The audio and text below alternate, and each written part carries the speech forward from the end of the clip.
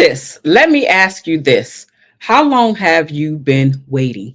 Waiting for him to call you back, waiting for him to commit, waiting for him to grow into the man that you see potential in, or even waiting for the relationship to feel different. Let me tell you this, patience is a beautiful thing, but somewhere along the way, many of us have confused patience with permission to be mistreated.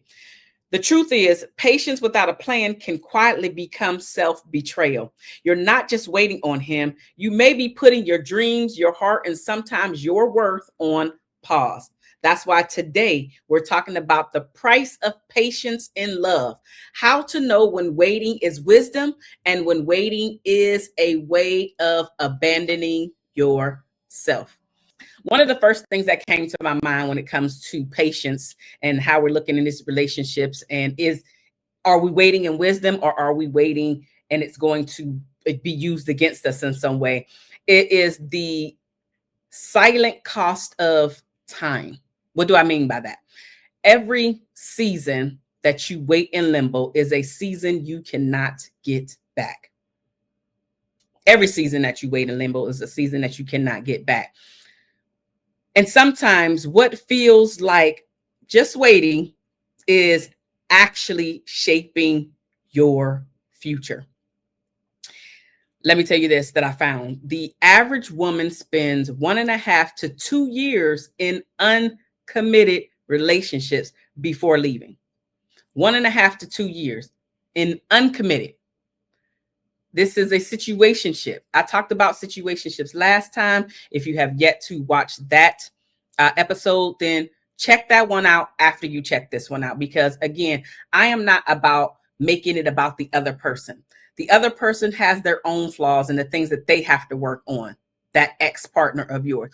What I am, honestly, what I'm trying to get you to understand is the part and role that you are playing in why your relationships are going the way that they are going. If you are going into this uncommitment where you're just going along with his flow, in this case where you are just wasting a lot of time without the clarity, without the titles, that's what we talked about last week. This is going into now you just wasting a whole lot of time. And I don't want you to be one of those people next year or 5 years that say, I wasted my best years. I gave him my childbearing years and he never wanted children, or I had children with the wrong person. Like all of those things can be, you can get away from all those things by making better choices. Now, all of us have made some dumb choices, me included. All of us have made some choices where we're like, dang, I wish I would have done that better, me included. However, if you're listening to me today, you have the opportunity to change your life and situation around. Specifically, when it comes to the men that you are attracting, the men that you are allowing to take up space, the men that you are allowing to just waste your time, all of that becomes a choice to yourself, because you can't say that you don't know the information. There's so much information out here nowadays. Now it's up to you to take the information that you are receiving from podcasts like this or radio shows like this and apply it to your life. If things don't feel right, I'll talk about the intuition and the discernment as well as your gut feeling all the time. If something is not in alignment, it doesn't feel right, even if you can't put your finger on it, sis, it is time to make an informed decision. It is not just waking up highly emotional and saying that I want to move on from this person, from this situationship, without having some data.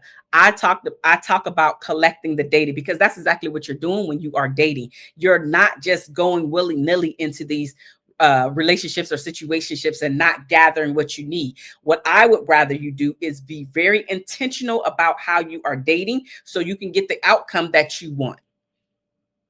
It doesn't mean that you're going to get it per se, but what I mean by that is that you have a higher chance of getting what you want by having the clarity, by asking the tough questions, by not just wasting your time just to say that you are dealing with somebody today because you're scared to be alone tomorrow based off of how that conversation goes. You are standing in your knowing. You are showing up to say, this is who I am. Not in a snarky way, not with a bad attitude, not an F you. It is. That's where I'm at. This is where I'm at. And if you're not here, as I said before, and I will keep saying, it is okay if we are not on the same page, but it is up to me, the person that is collecting the data. It is up to you, the woman that is on the date, the woman that is trying to ask the questions, the woman that is trying to gather the information. Even if he doesn't answer your question, you have still gathered information. Think about that. Even if you decide to have the what are we conversation, let's go there. What are we? Which, listen, let me just throw this out there. As the woman, I don't even think that this is a conversation that you should be bringing up, because after so many months and there is no title initiated by him, y'all ain't nothing. If you have to go to him because there is uncertainty in your heart and in your gut about who you are, y'all ain't nothing. And now it's up to you to actually move on or to continue on his program of nothingness. And I'm totally not saying do not go along with the man's plan. I am saying do not go along with the man's plan that doesn't have plans with you in his plans. If you're not a part of his plan, don't go along with his plan. Don't continue to be just his situationship. Don't continue to be his convenience for the day. And then, as I mentioned last time, 10 years, you give a decade of your diggity dog on life, only for him to, y'all break up for whatever reason. And then he's married within the next year. I've seen this happen time and time again. So don't go along with anybody's program that does not have a plan with you in it. I digress. The cost of your silence. It's going to cost you something by just staying quiet. It's going to cost you something by just going along with his program. It's going to cost you a season or seasons that you can never get back. It's going to cost you feeling guilty. It's going to cost. Listen, I was listening to I can't think of her name right now. Taryn something. It's a celebrity. I can't think of her name, her last name. Anyway, she was talking about a completely different topic, but essentially she was talking about how she was going along with someone else's program and how she has so many regrets in her life because the things that she really wants, which is a family, which is a husband, which is children, she does not have any of those things. She went on to talk about other things, but I really want to point this out because a lot of times we think that just because we're showing up and we're being the ride or die and we're giving out all of this wifey energy that we're going to be chosen. As I mentioned before, the man already knows what box he has put you in when he meets you based off of how you are showing up. He might have had a thought when he met you, but the more that he talks to you, he's either going to say, yes, I was right to put her in this box, or I probably need to rethink this. But it is really quick. It doesn't take a really long time. Even if he's never giving you the answer that he has never given you is the answer. If you're asking him, what are we? And he doesn't give you the answer, that is the answer. You're nothing. If you're asking him when you're going to meet the family or friends and he doesn't give you the answer, that is the answer. You're probably never going to meet them.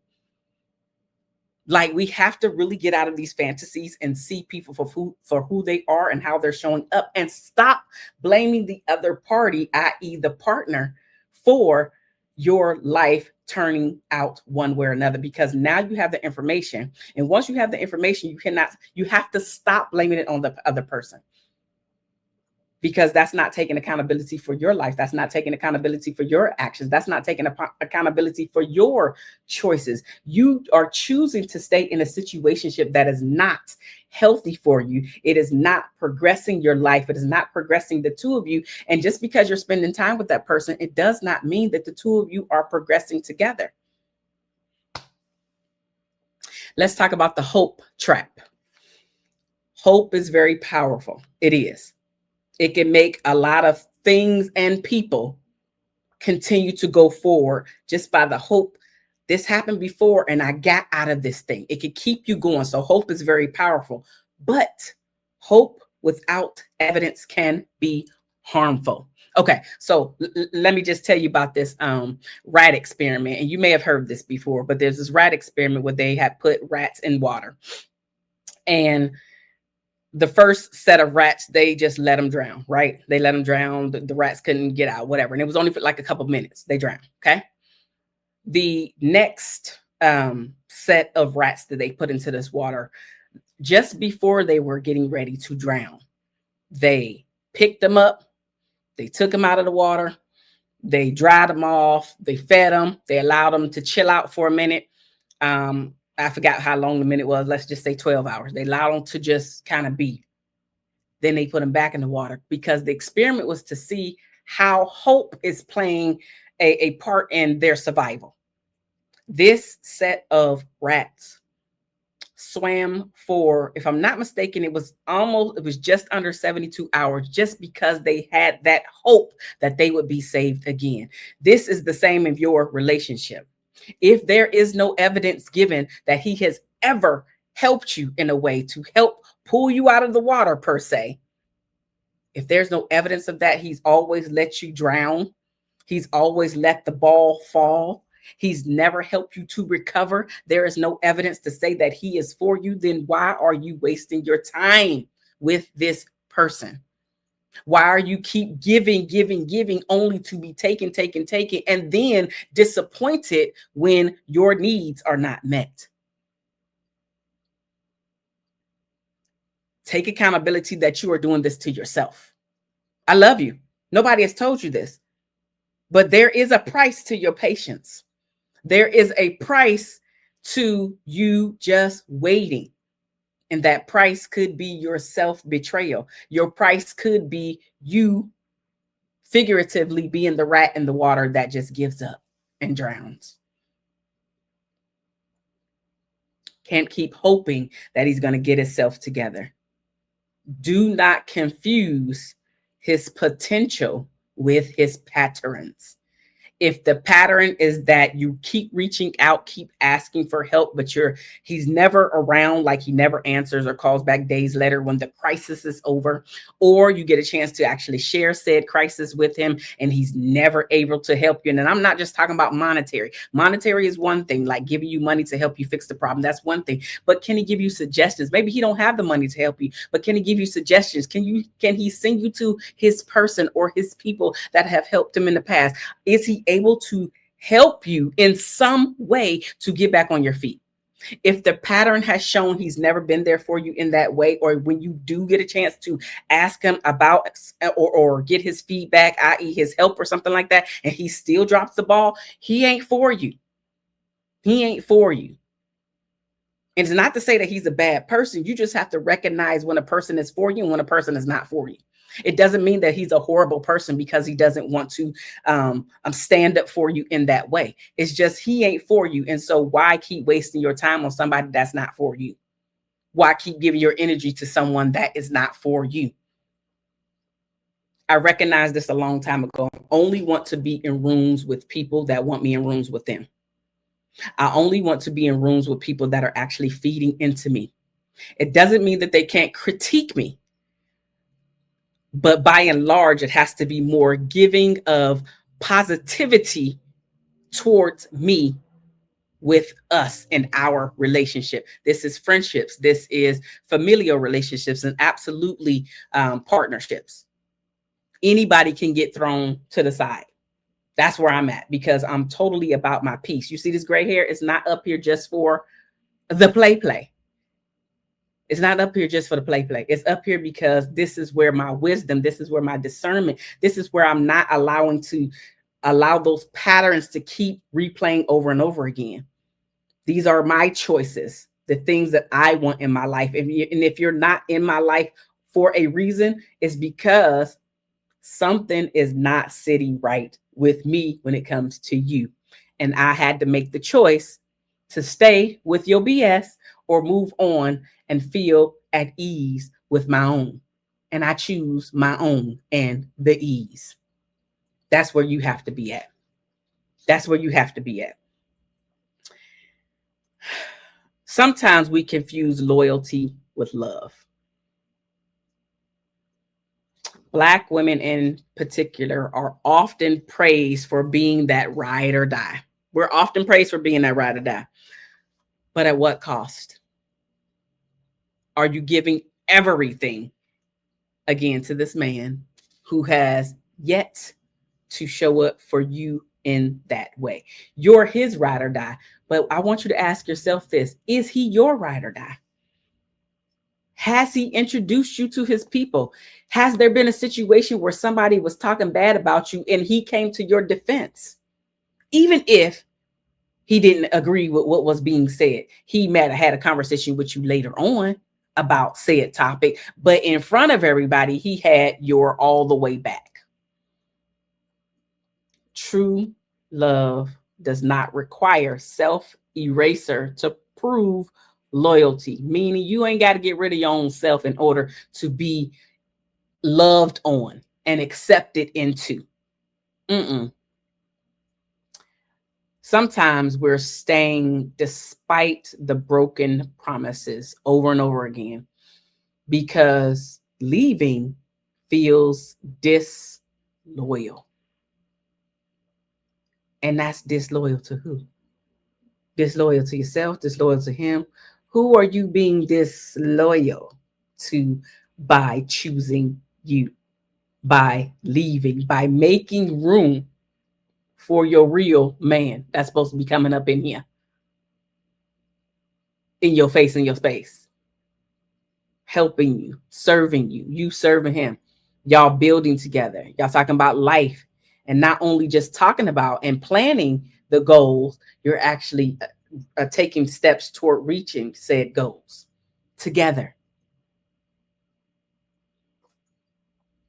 Behavioral research shows loss aversion, which is the fear of losing what you have, is twice as strong as the desire to gain something better. 60% of women report staying longer in relationships out of obligation, not desire. 60%. I can't fathom that. That's more than 50% of women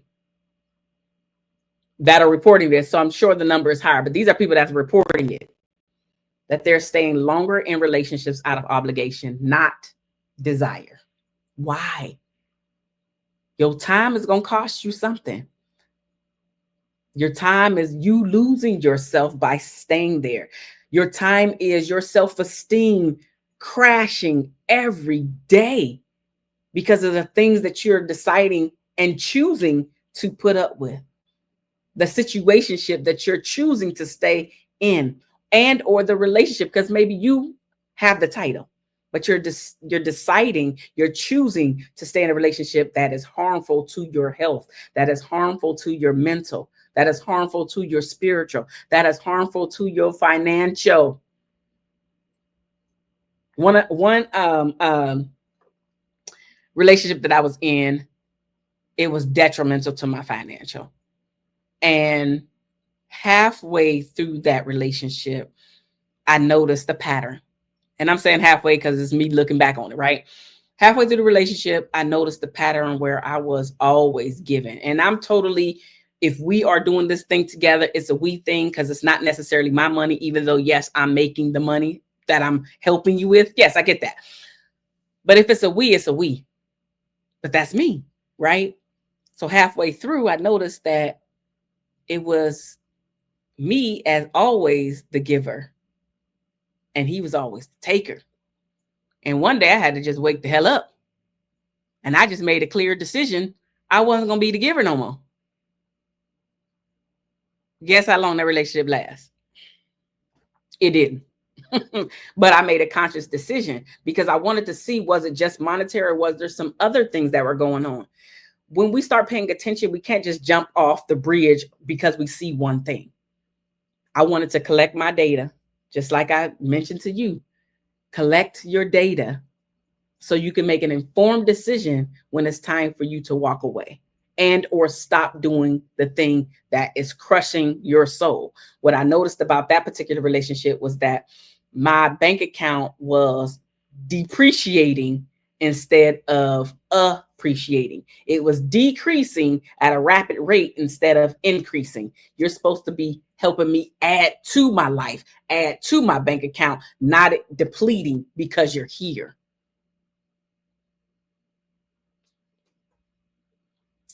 That waiting gonna cost you something. Let's talk about the role of fear in the waiting. I've heard this time and time again where there is such a fear, specifically coming from women, because they don't want to keep starting over. So they stay stuck in that loveless relationship. Not only out of obligation, because here's that time.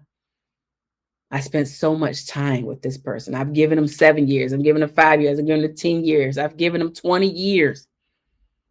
But all of it was wasted time, energy, and effort, because the result is still the same. Whether you prolong it the 5 years, prolong it the decade, prolong it the 2 decades, the outcome is the same.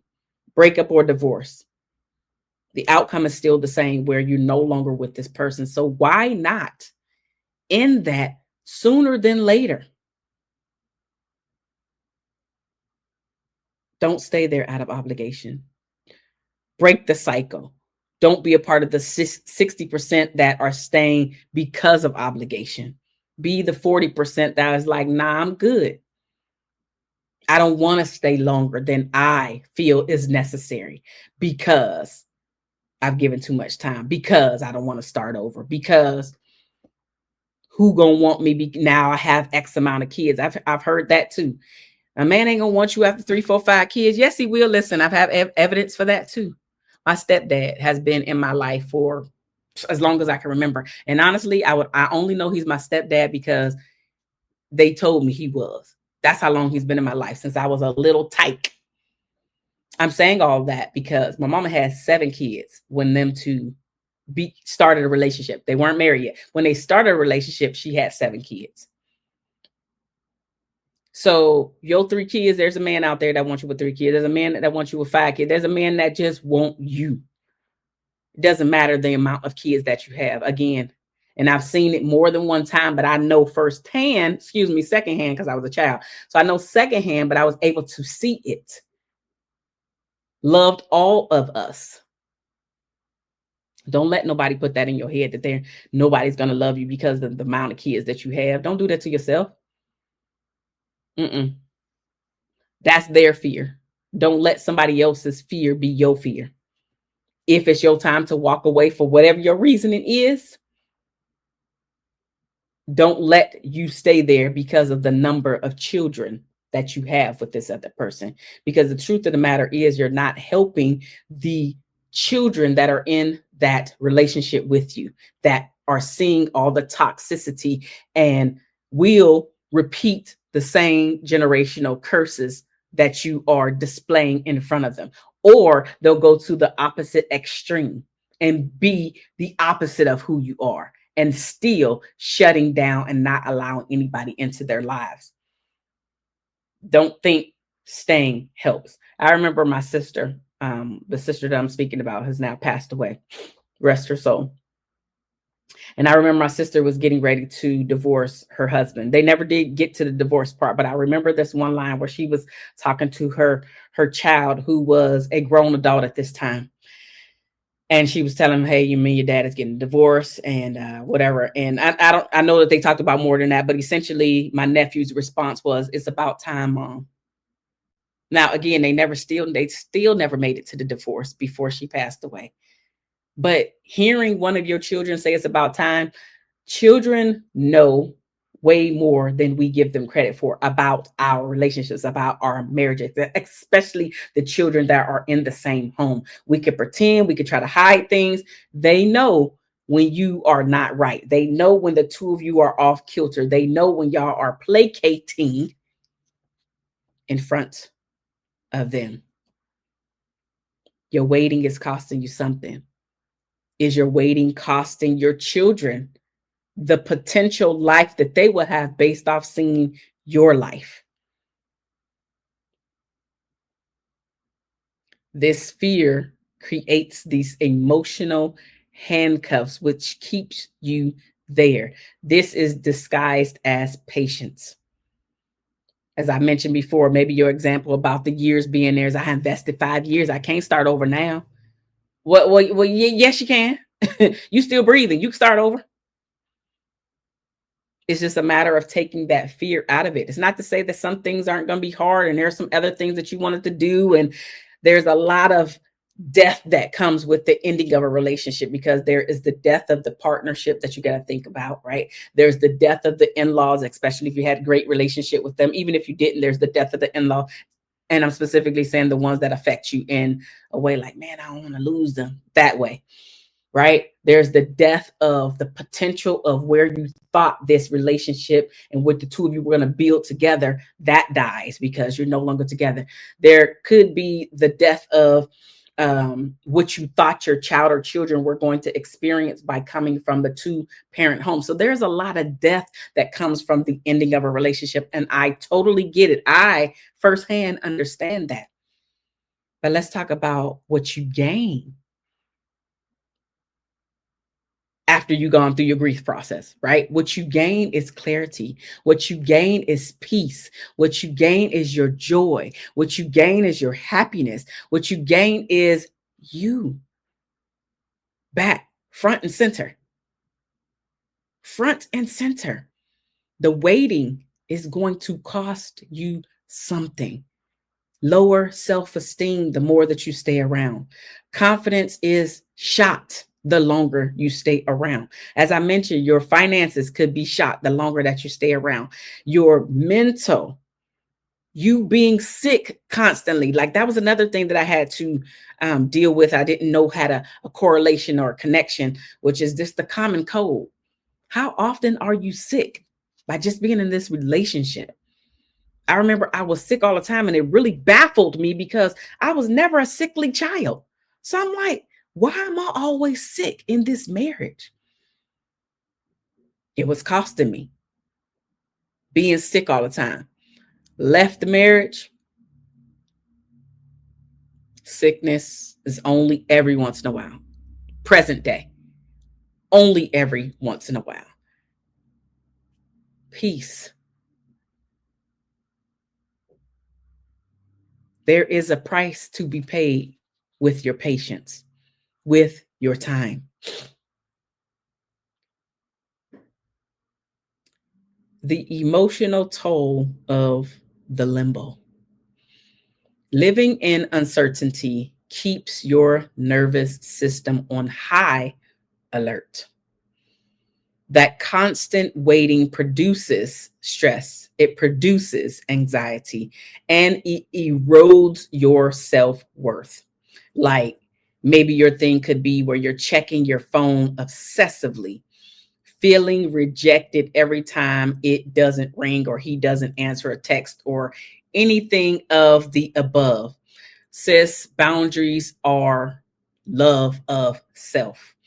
Reframing waiting as your wisdom is only going to help you. There are times when waiting is healthy. There are times when it is not. Sis, waiting can be wisdom, but waiting without clarity is self-betrayal. And you deserve better than living in limbo. I mean, it's just the truth. So if this conversation has hit home, if you ever wonder, why do I keep finding myself waiting on love? Why do I settle for uncertainty when my heart craves clarity? Then it's time to dig deeper. Take my free quiz, What's Blocking You from Being Soft in Love? It'll show you the hidden patterns keeping you stuck and how to break free so you can have the love that you truly deserve.